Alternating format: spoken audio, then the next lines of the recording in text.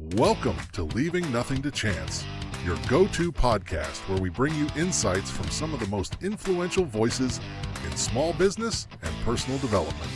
Each week, we dive deep into conversations with top thought leaders, authors, and business moguls from around the world, sharing their secrets to success and strategies for growth. Tune in for exclusive content that will inspire, motivate, and equip you to take your journey to the next level. This is Leaving Nothing to Chance.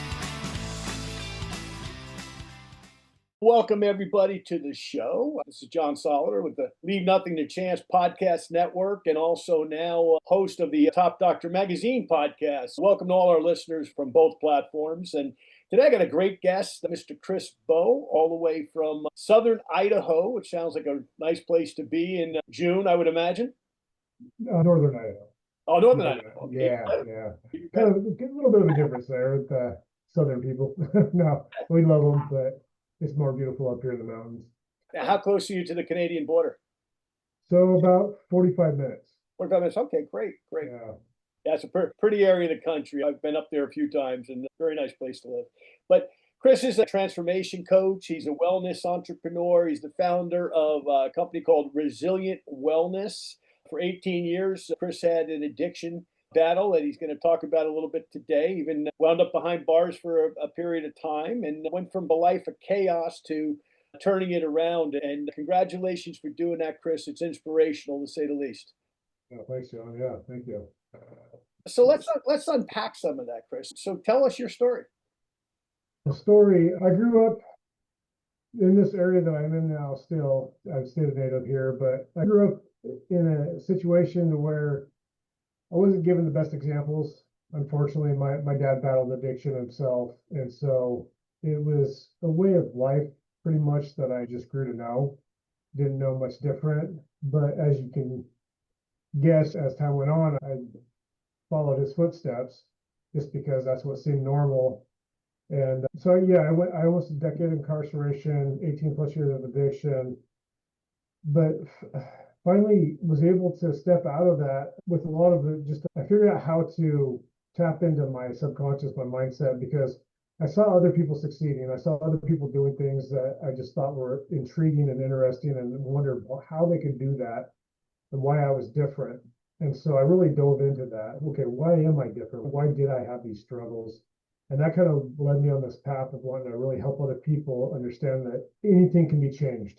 Any mindset can be changed. Any future outcome can be changed. You just have to be able to figure out how to do that and the root causes of those things. That's my story in a nutshell, condensed a lot, but yeah, definitely grateful for where I'm at now, though, for sure. Sure.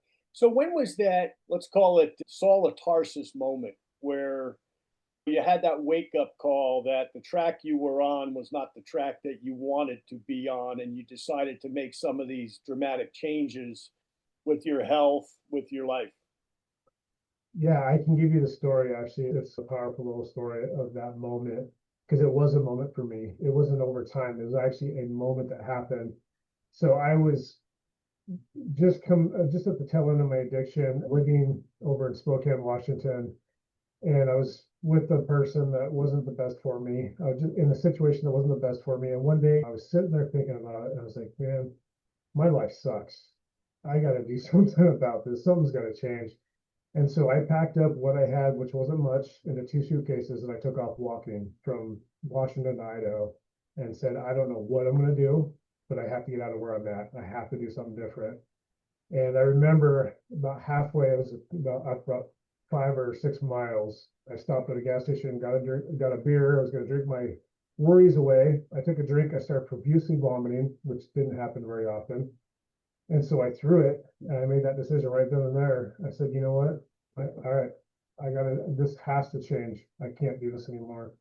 And so that was the moment that changed everything. That was 5 years ago. 5 years? Wow. Yeah.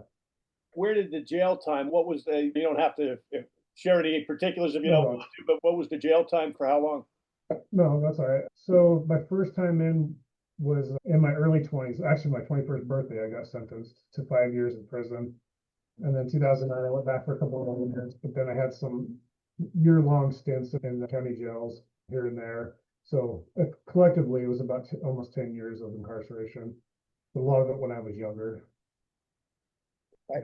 And so you make these changes 5 years ago. You had that moment, right, that many of us had for different things in our life, yours truly included. Maybe not as dramatic. Mine was more of a health situation. But so you decide to make these changes and you embrace health and nutrition as, okay, this is what I'm going to do to change my life. So let's go through that path a little bit. What happened?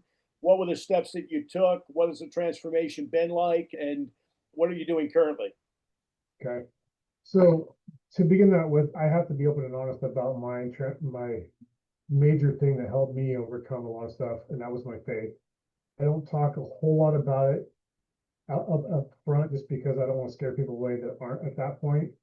But for me personally, it was faith that I surrendered my life. But as I was going through that, I jumped in head first into a lot of different things. I became leader at a recovery place I go to. And at that point, I started mentoring other men and helping them along the process of just, at that point, it wasn't about mindset. It was just about connecting and having community and being there for each other and help them get through the first initial phases of their struggle.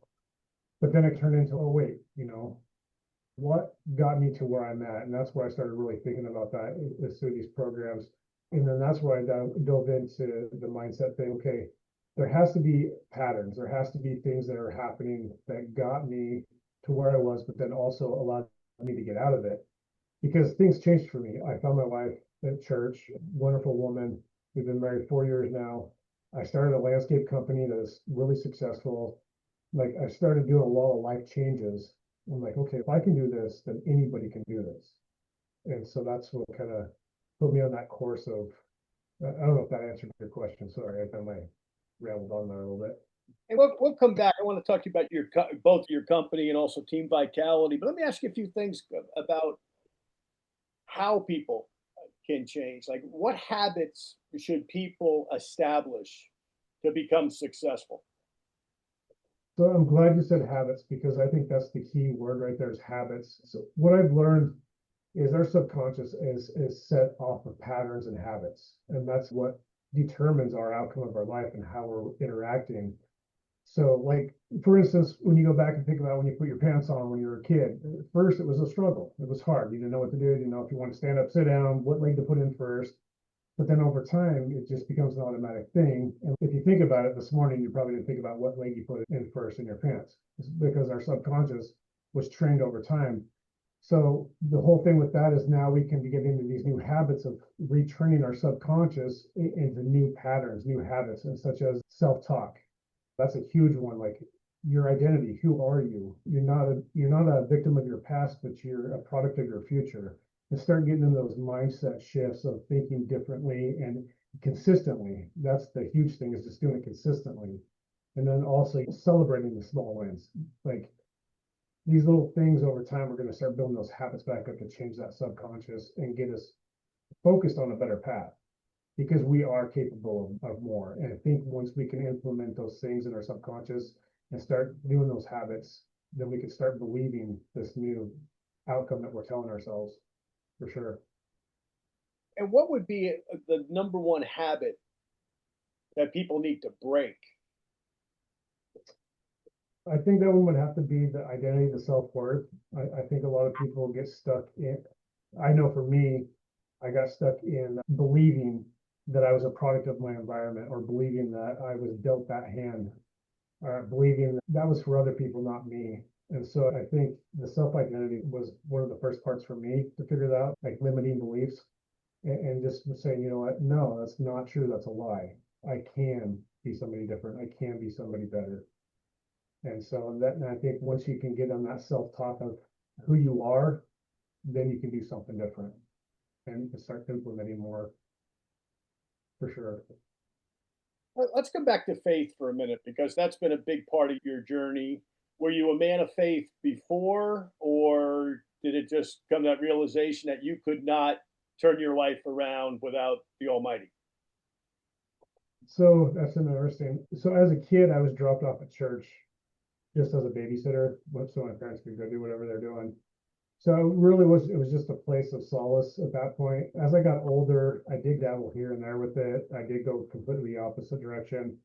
But in 2009, when I went back into incarceration for 2 years, I actually dove into it a lot. I studied the Bible, got really knowledgeable, led Bible studies, actually preached from the pulpit at the prison. But unfortunately, I got out and I slipped back into old patterns. I married an unbeliever and just I didn't stay committed to it. So like I had some stuff there, but I think this time now what was different was I came to the end of the rope. I don't know. It was just an epiphany that if I didn't change now, nothing's going to change. And so I knew that if I had to go to something that outside of myself, because obviously I couldn't do it myself. And that's where community comes in and mentors and just the whole 9 yards with all that. Obviously God for me, but there's more than just that. It's your environment. And let's talk a couple other things here. So currently, let's talk a little bit about resilient wellness. What are you doing with that? And how can people participate in resilient wellness if they so desire? Yeah, so right now I'm in the beginning phases of this, but resilient wellness is going to be more along the lines of coaching. I'm going to offer some coaching and I'm going to have some courses available soon. I'm working on one right now. It's a 7-module course that kind of helps take people through a whole process of implementing all these different avenues of habits and stuff. Truthfully, I'm in the beginning of it. I'm working out some kinks. I just started the company, but it's going to help people any range of any age range. But I'm trying to stick between 30 and 55 men and women that not just only with like addictions, but any struggles that they've come out of, because we're all skewed. We all have problems. We all have issues that we go through. And it could be eating disorders, or it could be addictions, or it could be coming out of a marriage, or it could be loss of a job, and a wide range of stuff. Because all those different things that happen to us, I think puts us in an emotional state that's hard to deal with. And so we need to figure out how to get through that and get over those things. And so that's the avenue I'm going with it. Obviously, I want to help as many people as I can. But yeah, it's interesting. It's going to be fun. And how do people find out about that? Is it on your website or? Yeah, I'm going to have a website up soon. It's chrisbow.org. Right now, it's going to say that it's being worked on because I'm tweaking some things on there, but that'll have access to where my courses will be and other types of things I dabble with. It'll help people out, like affiliate stuff with health and wellness. And your coaching, you have an additional brand called Team Vitality. Tell us about that. Okay, so that's a little bit different. I'm going to intertwine that all together eventually, but Team Vitality is actually a team that I'm building for a wellness company that my wife and I have partnered with. And it's a new one. It's new to the market. Not a whole lot of people know about it, but they know about the stigma of peptides that's around peptides. But this is a new natural form of it that's brand new. And so we're just it's an affiliate, MLM, or not MLM. I don't want to say MLM because they deem themselves as MLM. It's direct marketing themselves. But that's something else I'm doing on the side because it encompasses the whole thing together, because we have to take care of our body. Our body is important. And my wife and I were very holistic on that stuff. Like we really pay attention to what we're eating and what we're doing and consuming. So it's just been an awesome opportunity to where we can take that and we can partner this in again eventually. And peptides have become, there's a few subjects here in wellness that have become very almost status quo the last, I don't know, year, 2 years, peptides being probably the top of the list. It seems like everywhere you look, peptides on Facebook, on Instagram, on everything else. So tell us why the fascination of peptides. Why are so many people excited about them and taking them? Yeah, so twofold here. The reason people have been excited about the peptides over the last couple of years was because, and I'm going to say it was an instant fix to a lot of things because people could go in and get the shot and see results instantly. The problem with that is the synthetics.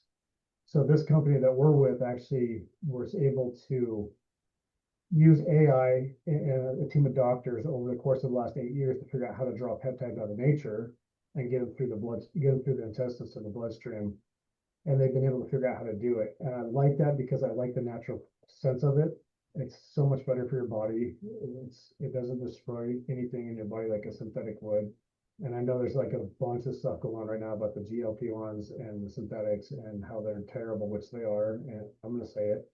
You can hold me to it. But yeah, absolutely. I got into it because I'm the type of person that if somebody shows me something or tells me something, I go and research it. Like I want to know, especially if I'm going to do it myself. And I did. I went and researched into this, and what I found was just outstanding. There's nothing bad about this whatsoever. It's all natural, all clean. And so I think it's going to change the game. It's just early. We just had our launch back in March, our full launch. So it's early, and a lot of people don't know about the good peptides now. Everybody's got the idea about the other ones that aren't turning out to be so good. So it's going to be interesting. I'm excited about it. Great. Yeah. And so as long as we're on that subject of exciting supplements that people are talking about, without getting into brands or any of that, if you're in the healthcare world. So let me throw a few at you, just get your opinion, good or bad. And if you don't know anything about it, just you can pass. It's okay. Yeah. Everybody in the healthcare field, I give them the same quiz, if you will. It's not really a quiz. And by the way, a lot of this is for my own information, but red light therapy, what thoughts on red light? All that I know about red light is my wife has told me it's awesome. I've gone and done some of the red light therapy beds or whatever a couple of times. I don't know a whole lot about it. It's not a big thing that I've been and dabbled in, but I believe it works from what I hear and see from my wife and some other people. But yeah. What about what are you hearing about methylene blue? I'm hearing a lot about methylene blue. I actually bought some a couple months ago.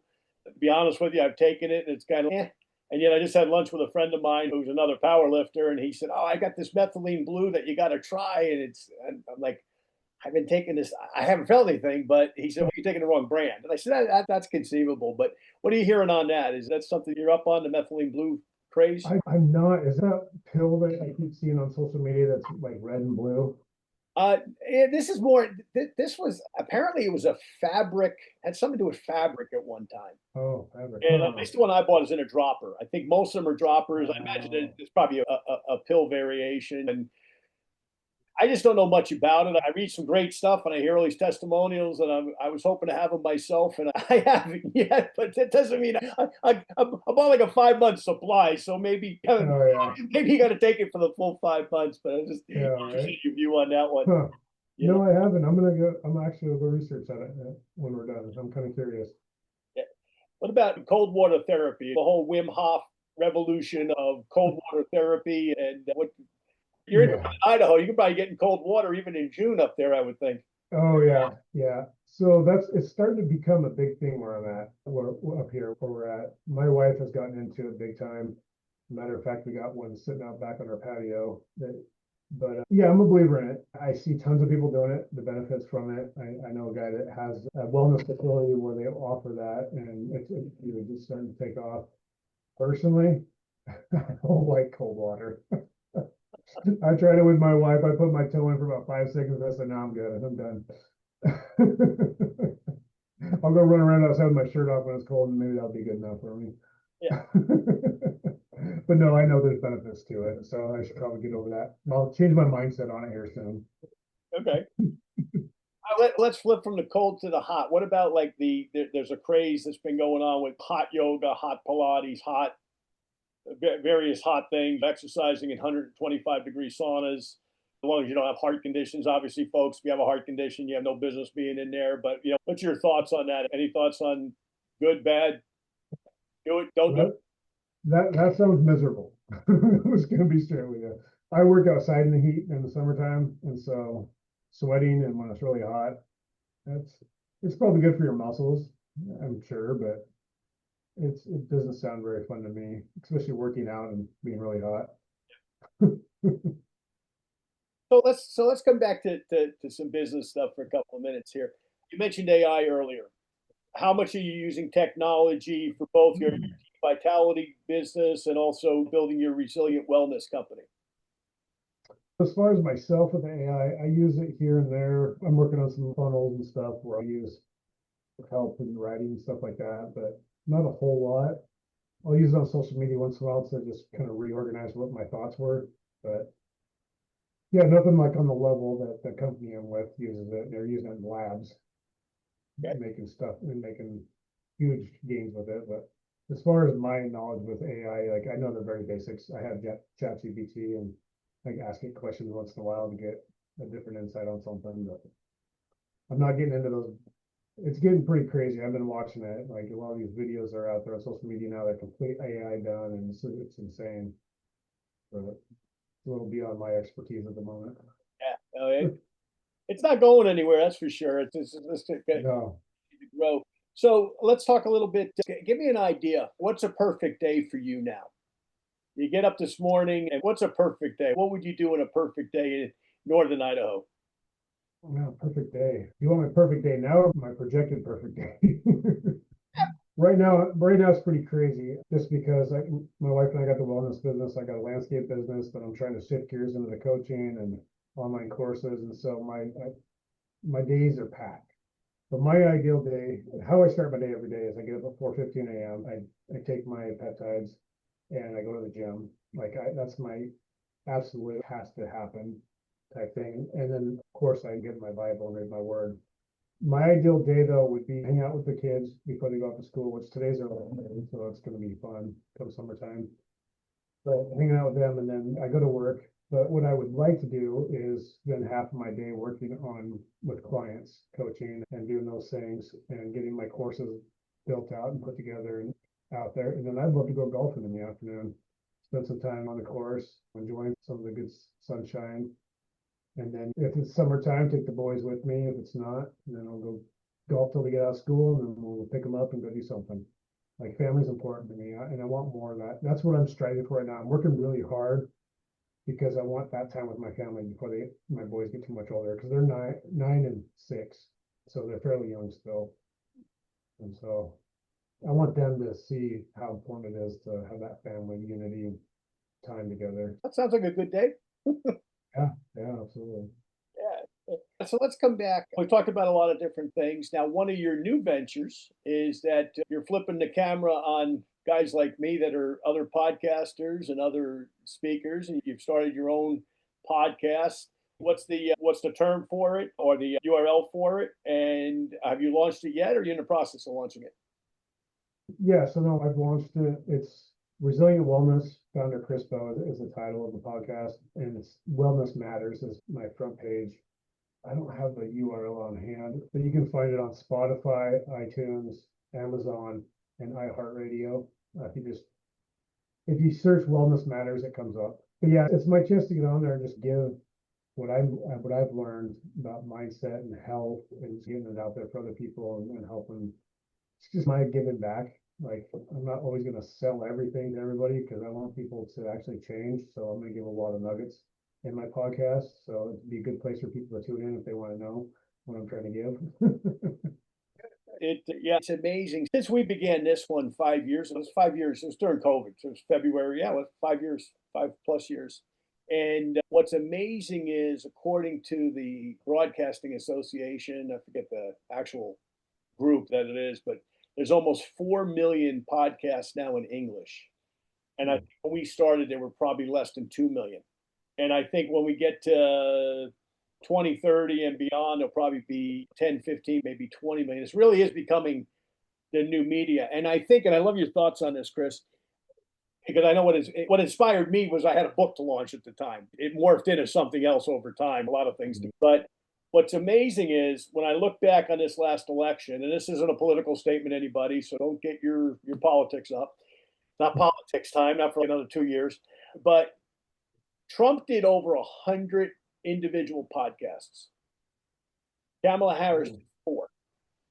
And what's interesting about that is I think what that allowed him to do was to reach voters in that 21 to 35 group that aren't watching CNN, MSNBC, or Fox News. They might not even be watching TV at all. I have 3 kids in that age group, and none of them watch TV, period. Like my daughter lives in California, so doesn't even have a TV in her home. So anyway, point is, I think we're going to see podcasting become, if not the new media, one of the new medias that people count on to hear real people like yourself and myself and normal people giving their life experience, their business experience, and their opinion about where things are at in our country. So I'd love your Thoughts on that? And was that one of the decision processes that you made?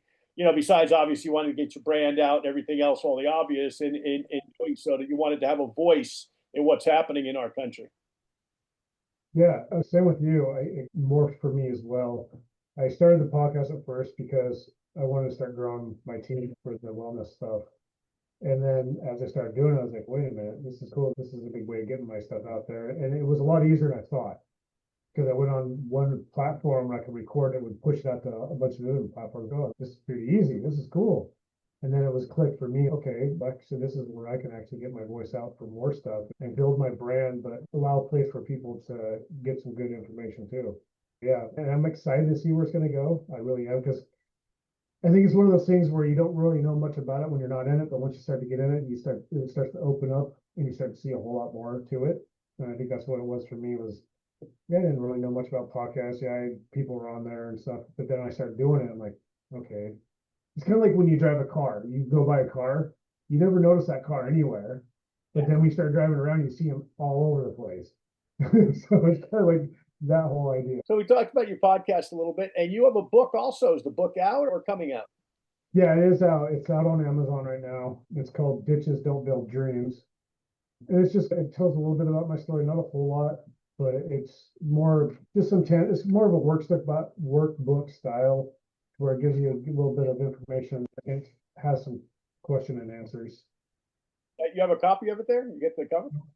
I just lost my mic. This is shameless promotion time, Chris. Go ahead. My mic went out for a second. Sorry. What, can you repeat that? I'm sorry. I lost the sound. Book there? You have a copy of the cover of the book? Yeah, it's hard to see it because I got it all. Yeah, I'll hold it back and be able to see it better. There we go. Ditches Don't Build Dreams. That's a great title. Yeah. So why did you pick that particular title? So this is another thing that kind of morphed my original idea behind the book, and I just stuck with the title because it fit into where it went. But the original was, I was always told when I was a kid, you're going to grow up to dig ditches. You're never going to amount to anything. And I grew up and now I own a landscape company. I dig ditches and I make decent money at it. But I realized that it doesn't build my dreams that I really wanted. But then, so I started on that aspect of it. But then when I really dove into it, was like, wait a minute, but I put myself in my own ditches. And that's where it morphed. And that's where I can relate it to other people. Are you stuck? Are you not going anywhere in life? Have you been through bad situations? Those ditches, if you stay there, you're not going to get your dreams. And here's some tangible steps to begin building out of that. And like my little subtitle or thing at the bottom says, Breaking Chains, Building Dreams, a real guide to living strong and free. So it's just, yeah, getting unstuck out of the ditch. Yeah, a lot of great metaphors you could take on a title like that. Yeah. Exactly. Great. And can they get it on Amazon or they get it from you directly? Where can they buy the book? Yeah, it's on Amazon. I self-publish. You can go to Amazon and get it there. It's available in paperback and Kindle at the moment. I was going to work on getting Audible done on it, but I just haven't had the time to record and all that. I hear you. Yeah, my last book came out 5 years ago, and I'm still having people ask me, "What can I get the Audible version?" I'm like, I'll get to it. Right? I'll get to it tomorrow, and it's just not going to happen. Yeah, So, Chris, absolutely. once again, resilient wellness, team vitality. How do people get in touch with you if they want to reach out to you? So right now, the biggest platform to get in touch would be Facebook. My name, obviously, Chris Bow. I also have a Team Vitality Facebook page and Resilient Wellness Facebook page. That's my main platform right now. As I build things out, I will have my website will be up and running. But social media right now is the main platforms where I can be found at. It's the easiest way to get a hold of me and or see my content. Great. Chris, this has been a privilege and continued success. You have a lot of new ventures and I'm sure you're putting a lot of hours into all of these things to get them up and running and all of that. Yeah, Good health, most importantly, good success. absolutely. And anything else you want to share with our audience before we? No, I just grateful to be a part of the change. I know our culture is shifting quite a bit lately and has been. And so there's a lot of a need for some grounding and some direction, I think. So I'm just excited. I want to help people. So I'm just going to throw that out there. That's what I'm about. I'm not about anything else but helping other people get to where they need to be. And so I'm excited about that. And I don't know. I'm grateful to see where it's going to go. You're an inspiration. You've turned your life around. You're doing some very positive things and raising a family on top of everything else, too. So thank you for being you and continue to lead and inspire, my friend. All right. Thanks, John. Appreciate that. Thank you for tuning in. Be sure to check back weekly for more exciting episodes. And don't miss Ink and Insight every Wednesday, where we celebrate iconic authors and dive into their impactful works.